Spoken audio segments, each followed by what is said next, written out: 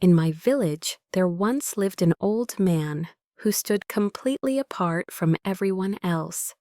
No one knew his real name. People simply called him Ngu Gia 8 Fingers. The nickname alone was enough to make strangers uneasy. But those of us who grew up there understood that he was more than just an oddity. He was a presence, silent, unsettling, and impossible to ignore. Ngu Gia lived alone at the edge of the village. He had no wife, no children, no relatives who ever came to visit. His house was quiet year-round, except for the faint sounds of movement at night. Scratching, scurrying, and sometimes a sharp, sudden silence. People whispered about him, but no one dared speak openly. He was not feared in the ordinary sense, yet no one felt comfortable getting too close. What truly set Ngu Gia apart was his occupation. He hunted rats. Not in the casual way farmers laid traps or set poison. Ngu Gia hunted rats personally, methodically, and without mercy. Big rats, small rats, it made no difference. Once caught, he skinned them alive, stripped the tendons, washed the meat with strong white liquor, then fried it quickly in hot oil or deep-fried it until crisp. It became his drinking food, eaten slowly, alone, with cheap alcohol. To an outsider, the practice seemed cruel beyond reason. To the villagers, however, it was something else entirely. Because after Ngu Gia came, the rats disappeared. At a time when rodent plagues swept through neighboring counties, destroying grain stores and spreading disease, our village became an exception.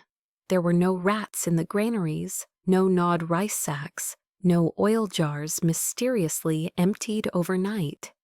Officials even cited our county as a model for pest control, all because of one man. For this reason, despite his strangeness, the entire village was grateful to Ngu Gia. Whenever nearby towns suffered rat infestations, they would pool money and invite him over. And Ngu Gia never refused.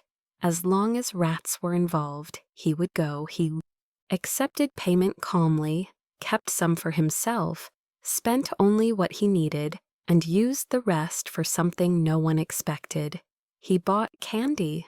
Ngu Gia loved children. He bought sweets for them, fruit candies, milk candies, rare treats that most families could only afford during festivals or funerals.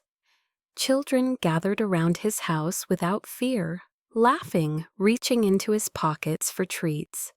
He never scolded them. He never raised his voice. When children played nearby, his face softened in a way that few ever saw. This contradiction confused many people. How could a man so gentle with children be so merciless toward living creatures? The answer, though unspoken, hung heavily in the air. Ngu Gia did not hate rats as animals. He treated them as enemies, enemies to be exterminated. This duality, kindness toward the innocent and absolute cruelty toward what he deemed harmful, defined Ngu Gia's existence. It was the foundation of his character and the shadow that followed him wherever he went. And nowhere was that duality clearer than in the creatures he chose to raise. Cats. Ngu Gia raised cats, not one or two, but many. From as far back as I could remember, cats were always present in his life. Black cats, white cats, tabby cats, each different in appearance, yet strangely alike in spirit. They were lean, alert, and unnervingly calm. They did not beg for food, nor did they wander aimlessly. They moved with purpose, as if the village itself were their territory. These cats were not ordinary. They roamed freely, hunting on their own, yet always returned to Ngu Gia's side. Village dogs, even the fiercest guard dogs, dared not provoke them. And the rats, those clever, destructive rats, behaved unnaturally around them. At the mere sight of one of Ngu Gia's cats, rats would freeze, roll onto their backs, and expose their bellies in submission. Only later did I learn that each of these cats had a name, a title, and a destiny. There was a jet-black cat that, under moonlight, revealed a faint golden line running from its nose to the tip of its tail. It was called Moonshadow Golden Crow, a master climber capable of snatching birds out of the air without fail. The striped cats, broad-faced and imposing, were known as tiger-head generals, cats said to possess commanding presence. According to old books on feline physiognomy, a round face signified nobility and fortune, while a long face foretold misfortune. Another cat, black as night with snow-white paws, was called Starless Night, treading on jade, silent, swift, and deadly. Yet among them all, one stood above the rest. Its fur was a rare blend of golden and white patches, the gold gleaming like real metal, the white smooth as polished jade. This cat was known as Golden Jade Servant. Golden Jade Servant itself was not rare. What made this one extraordinary were the 9 dimples along its mouth. Ancient texts claimed that a cat with 9 mouth dimples could eliminate rats for an entire year without fail. 7 dimples meant 3 seasons of protection. No dimples meant a short life. This cat had 9. It often rested on Ngu Gia's shoulder, calm and dignified, like a general awaiting orders. As a child, I did not understand what this meant. I only knew that these cats behaved differently, as though they understood human speech. When Ngu Gia coughed once, they advanced. When he coughed twice, they withdrew. When he sat silently in the fields, lost in thought, the cats surrounded him in absolute silence. Only much later did I realize the truth. These cats were not merely pets, they were weapons, they were guardians. And they were bound to Ngu Gia by something deeper than training. A shared history soaked in blood, loss, and unfulfilled vengeance. At the time, however, this was merely the quiet prelude, the calm before a reckoning decades in the making. There was a time when Ngu Gia was not alone, 40 years ago, before the village learned to speak his name.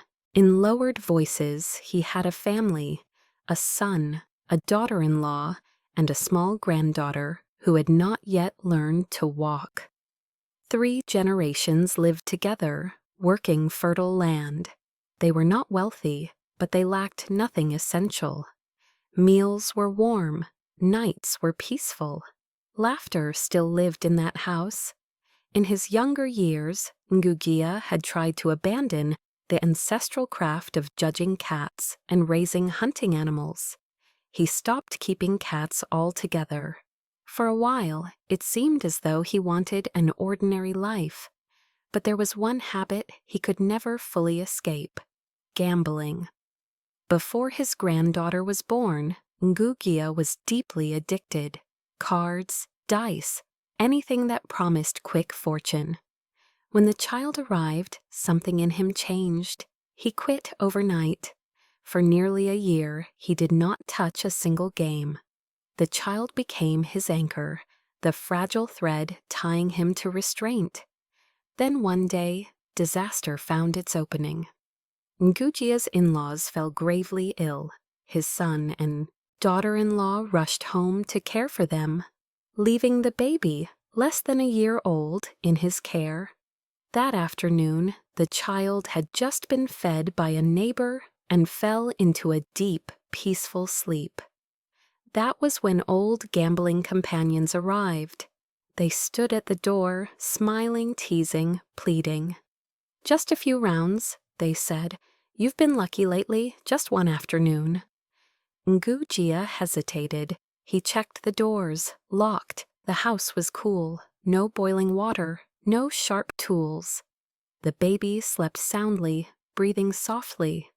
He told himself it would be quick, a little money, maybe enough to buy toys for the child. So he went. Anyone who has tasted gambling knows the truth. Once seated, there is no father, no child, no conscience. That day, Ngu Gia's luck was terrifying. He won 10 rounds in a row. Time dissolved. By the moment he realized how late it was, dusk had already fallen. He stuffed 15 silver coins into his pocket and ran home. What he saw froze him where he stood. The large bed lay his granddaughter, no longer breathing.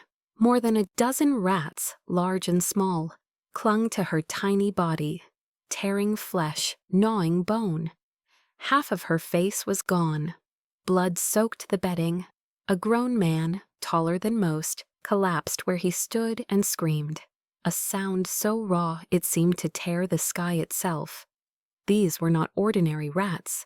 They had tasted human blood.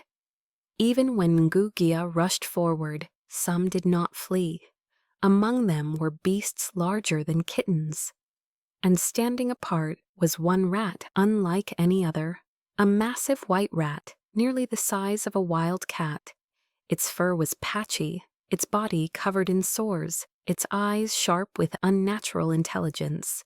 It licked blood from its lips and watched Ngu Gia with mockery. Ngu Gia snapped. He grabbed a blade from the kitchen and attacked blindly, killing 2 giant rats on the spot. Flesh and blood scattered, but in the chaos, the white rat escaped. Ngu Gia cradled the body of his granddaughter and cried until morning. By dawn, his black hair had turned white. When his son and daughter-in-law returned, grief turned instantly into hatred. They wanted him dead. Ngu Gia said nothing in his defense.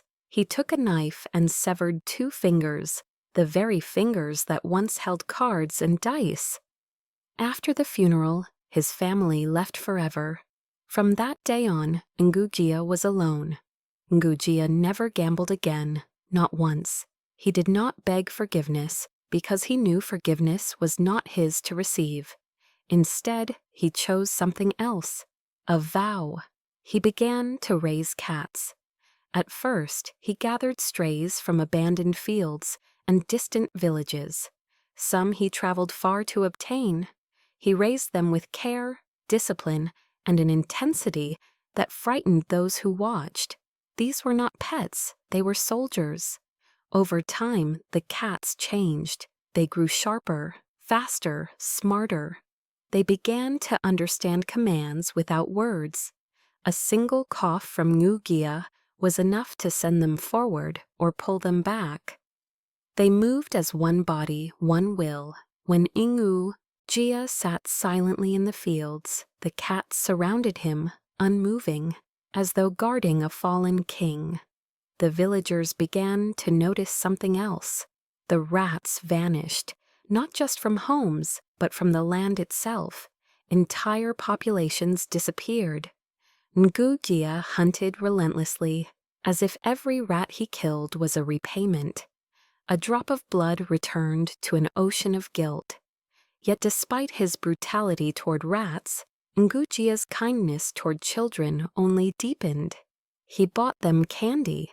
He listened to their stories. He protected them without ever touching them roughly. It was as though he were trying to guard every child he could not save.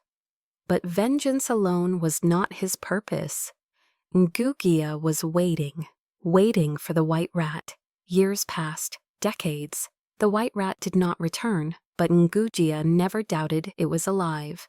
Creatures that had tasted blood and stolen life did not die easily. They hid. They grew. And so Ngu Gia prepared. He studied old texts, learned the signs of creatures nearing transformation. He understood that rats, living among humans, hearing human speech, watching human lives, could grow cunning beyond animals. Given time and forbidden substances, they could become something else, something monstrous. Ngu Gia knew that one day the debt would come due, and when it did, he would be ready. not as a hero, not as a savior, but as a man who had already lost everything, and therefore had nothing left to fear. The incident happened when I was in 7th grade. A child from the village went missing. At first, no one panicked. Children often wandered far, climbing hills, stealing bird eggs, catching frogs by the streams. But as the sun began to sink and the child still had not returned, unease spread through the village like cold wind through cracks in a wall. By nightfall, the entire village mobilized. Men grabbed flashlights and farming tools. Women called the child's name until their voices cracked. The village head led a search party into the surrounding hills, sweeping the land methodically. Calling out into the darkness, the trail led upward, toward a place no one liked to mention. It was called the Purple Gold Valley. They called it a valley, but in truth it was a deep hollow hidden between mountains. Long ago, it was said that a Taoist complex had stood there during the Ming Dynasty. Later, treasure hunters came searching for riches and never returned. Over time, rumors grew of demons, of spirits, of people vanishing without a trace. Even in daylight, villagers avoided the place. But that night, there was no choice. As the search party entered the valley, something felt wrong almost immediately. Pine trees grew unnaturally dense, blotting out the moonlight. The deeper they went, the thicker the fog became. A heavy, poisonous miasma crept through the air, choking and cold.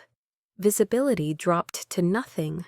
Someone shouted in alarm, "This isn't right! We're walking in circles!" The village head dismissed it as nerves. One man claimed he had carved a mark into a twisted old tree to track their path. They rushed to check and found the mark exactly where they had started. Cold sweat soaked their backs. They tried again, marked more trees, and again they returned to the same place. By then, fear was no longer whispered. It gripped throats openly. Outside the valley, villagers waiting on the slope saw something worse. Strange flashes of light flickering deep within the fog. Then, suddenly, the flashlights inside vanished entirely. No voices answered their calls. Panic erupted. That was when Ngu Gia arrived. He came running, breath steady, eyes sharp. Behind him moved his cats, dozens of them, silent and tense. When they reached the valley's edge, the cats arched their backs, fur bristling, eyes glowing faintly in the dark. Low growls vibrated in their throats. Ngu Gia spoke calmly. "There is an abandoned Taoist temple inside," he said. "Rat spirits have taken root there. The child and the village head have been confused by illusion. Sending more people in will only add to the dead." Some of the younger men scoffed. They wanted to charge in with torches, but the elders stopped them. Old stories surfaced, too many to ignore. After a long silence, the village head's deputy made a decision. Ngu Gia would go in. Everyone else would wait. If no one returned within 2 hours, they would bring weapons and explosives and storm the valley, no matter the cost. Ngu Gia nodded once. Then he stepped into the fog. The fog inside the valley was alive. It swallowed sound, bent distance, and pressed against the mind like a damp cloth. But Ngu Gia had barely taken a few steps when he found the village head wandering in circles, dazed and confused, only a few 100 meters apart. The cats advanced, spreading outward. Wherever they passed, the fog thinned, retreating as if burned away by an invisible force. The village head blinked, as though waking from a dream. Ngu Gia listened to the situation, then sent 2 tigerhead generals to escort the villagers out. He handed the village head a sharp hunting blade. "If you hear gunfire," he warned, "the child will die." With that, he turned back, leading over 30 cats deeper into the valley. Rats appeared. At first, only a few, then dozens, then hundreds.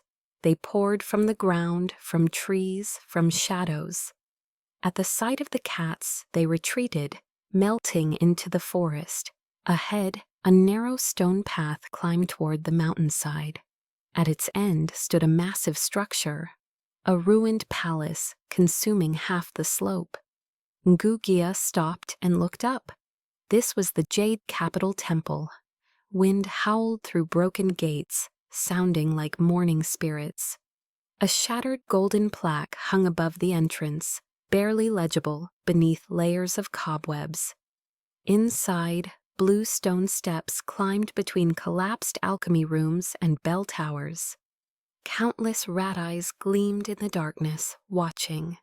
Golden Jade Servant leapt from Ngu Gia's shoulder and landed before the hall, crying out sharply. The sound echoed, commanding and cold. The battle began.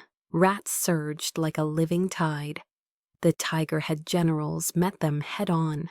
Claws flashed, teeth snapped, bodies fell. For every rat killed, 2 more replaced it. Then Golden Jade Servant raised its head and screamed. The sound was piercing, like a bronze bell struck in an ancient temple. Rats convulsed. Some collapsed instantly. Others fell from beams and pillars, breaking their bodies on the stone floor. The tide broke. As rats scattered, a single figure remained on the altar. A scarred rat, barking orders in fury. Moon Shadow Golden Crow streaked through the air in a blur of black and gold. One bite to the back of the neck, and the rat leader went limp. Then, from deeper within the temple, came a sound that froze Ngu Gia's blood. A baby's cry. Ngu Gia followed it into an Eastern alchemy tower. On the 2nd floor, he saw it. A massive bronze furnace. Hundreds of rats working in eerie coordination. Herbs, cinnabar, mercury, poured into the open furnace, and beside it lay a child, sleeping. Watching over it was a white rat, huge, bloated, eyes shining with malice and hunger, the same white rat. Ngu Gia's heart shattered. The rat turned, and the world twisted. On the stone platform lay not the child, but Ngu Gia's granddaughter, crying, reaching for him. He staggered forward. Golden Jade Servant screamed. The illusion shattered. Rage consumed him. Ngu Gia leapt down, blade raised, roaring a curse born of 40 years of grief. The rats fled in terror. The white rat lunged, then turned to flee, but the hunt had only begun. And deep beneath the Jade Capital Temple, destiny waited. The moment Ngu Gia broke through the illusion, the temple seemed to shudder. The image of his granddaughter vanished like mist burned away by fire. The stone platform was bare again, and before him stood the true form of the creature, a white rat swollen with age and stolen power, its fur mottled, its eyes glowing with a cruel, knowing light. The rat hissed. It was not fear. It was hatred. Decades of survival had taught it patience. Decades of feeding on alchemical residue had sharpened its mind beyond that of beasts. It knew Ngu Gia. It remembered him. The blood debt between them vibrated in the air like a drawn bowstring. The white rat screeched, and the remaining rats surged forward in a desperate counterattack. Ngu Gia did not retreat. Golden Jade Servant landed at his feet, tail stiff, eyes blazing. At a single sharp cry, the cats moved as one. Tigerhead generals clashed with the rat tide head-on, bodies colliding in a frenzy of fur and blood. Moon Shadow Golden Crow vanished into the rafters, reappearing only to strike vital points before disappearing again. But the white rat did not join the chaos. It fled, wounded earlier, its belly torn by iron. The creature limped through the rear of the hall, dragging a dark trail of blood across the stone. Ngu Gia followed without hesitation. He did not call the cats back. He knew this was not a battle for them to finish. This was his. Behind the main hall lay a narrow stairway spiraling downward.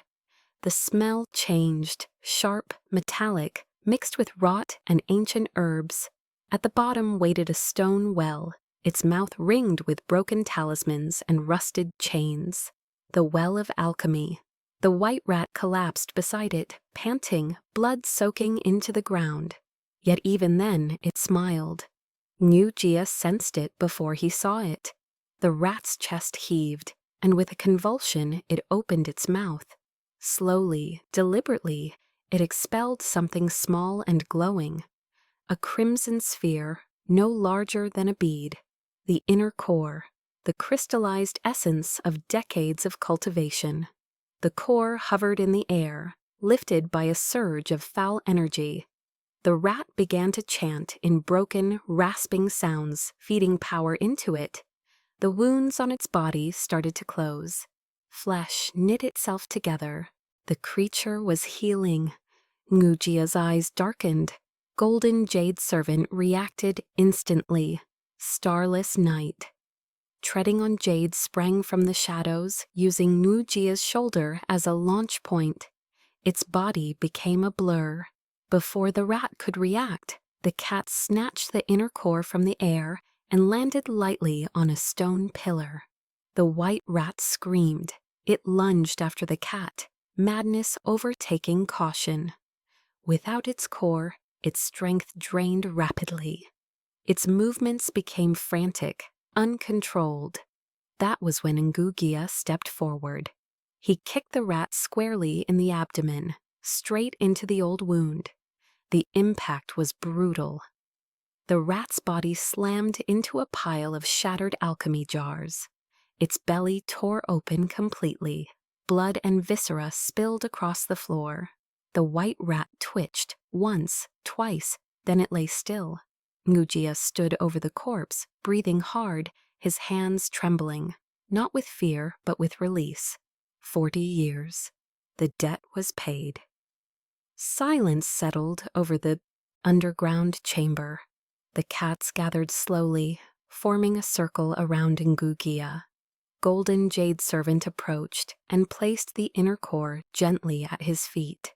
Without its glow, it appeared ordinary, just another dull stone. Ngu Gia stared at it for a long time. He did not smile. Vengeance, he realized, was not triumph.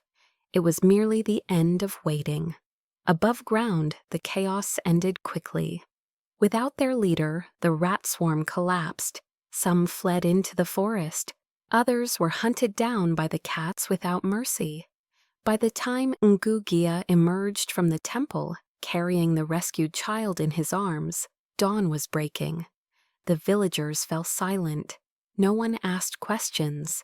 They did not need answers. The child was alive. The valley was quiet. And Ngu Gia's face looked older than ever. The story spread quickly. Some elders said the white rat had been a spirit beast raised by ancient alchemists. Others claimed it had learned cultivation by listening to Taoist chants and devouring sacred herbs. Whatever the truth, one thing was certain. It had crossed a line and paid for it. Years later, when I returned to the village as an adult, Ngu Gia showed me the inner core. It no longer glowed. It felt cool to the touch, even in summer. He told me it was once priceless, but now it was simply a reminder that some debts outlast lifetimes. Ngu Gia lived quietly after that. His cats aged alongside him. One by one, their movements slowed. Their eyes dulled. They slept more than they hunted, but rats never returned to the village. When Ngu Gia finally passed away, the cats refused food and water. Within days, they followed him into death, as if their purpose had ended the moment his did. At his funeral, an old man arrived, a stranger to most. He stood silently, bowed deeply, and murmured a single sentence. His craft will die with him. That night, as incense smoke curled into the dark sky, I understood something at last. Ngu Gia was never meant to be remembered as a hero. He was a warning, a man who learned too late that some mistakes cannot be undone, only endured. And in the deep places of the world, where beasts listen, learn, and wait, not all stories end so cleanly. After the fall of the white rat, life in the village slowly returned to normal.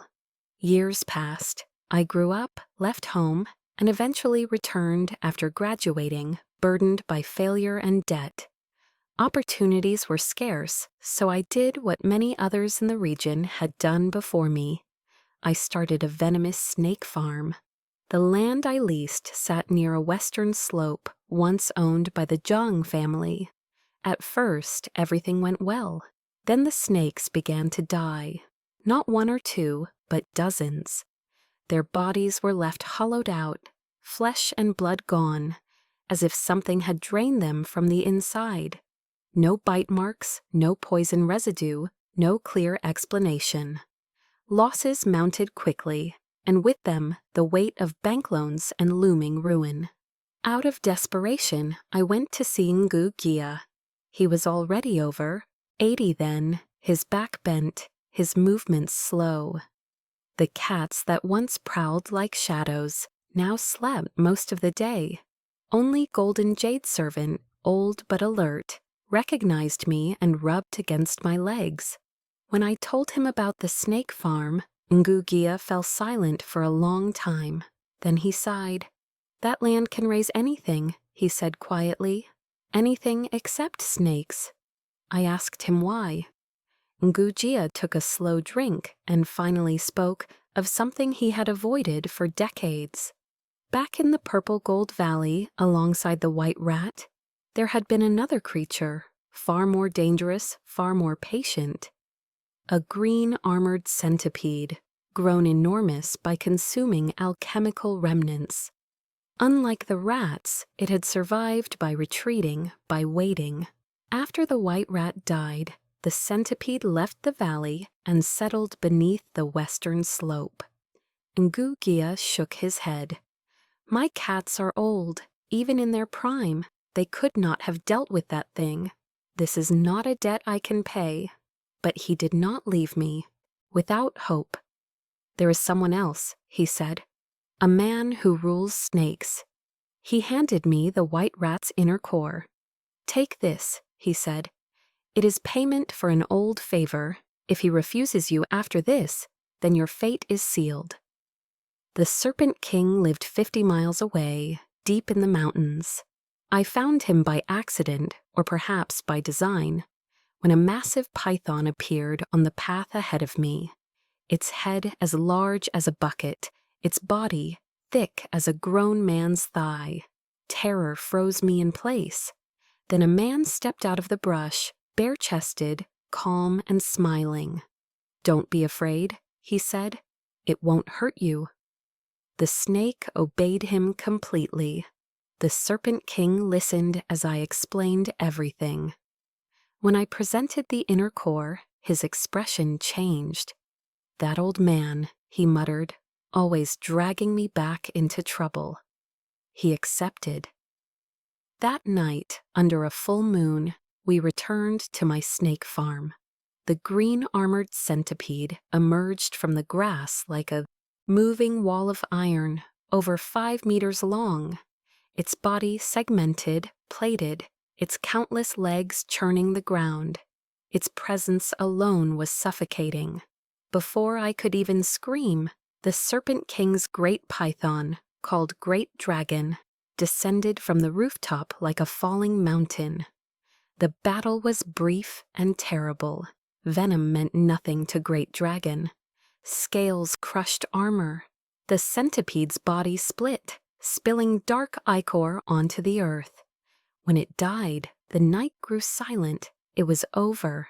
In the years that followed, my business flourished. I repaid my debts. Life stabilized. Not long after, Ngu Gia passed away. His cats stopped eating. One by one, they followed him into death.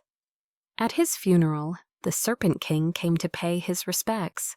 His skills, he said softly, will not be passed on. That night, I bowed to him, asking to become his disciple. He refused the title. "Just call me Uncle Snake," he said. And so the story continued. New places, new beasts, new debts. But that is a tale for another time. Stories like this are not just about monsters and battles. They are about choices, consequences, and the debts we carry, whether we acknowledge them or not. If you enjoyed this story and want to hear more tales of folklore, hidden worlds, and the thin line between humans and beasts, please subscribe to the channel. Follow us for future stories. Turn on notifications so you won't miss the next chapter. Your support helps keep these stories alive. Thank you for listening, and remember, some debts never truly disappear. They only wait.